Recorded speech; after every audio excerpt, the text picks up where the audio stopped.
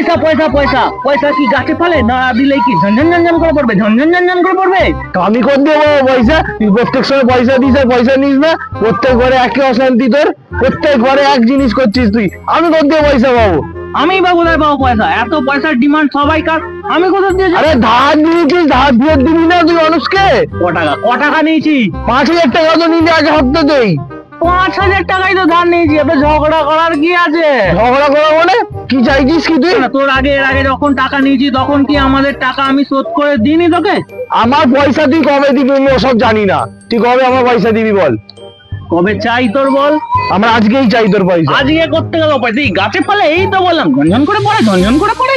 আমি সব ঝনঝন পড়ে কি পড়ে আমি জানি না, তুই পয়সা দিবি হ্যাঁ কি না বল? তুই অনেক হয়ে গেছে, আমার পয়সা আজকে আমার চাই চাই। কি হলো রে ভাই, ঝগড়া করছিস কেন? তুই কে রে বকার জন্য? ও আচ্ছা, এই কেস।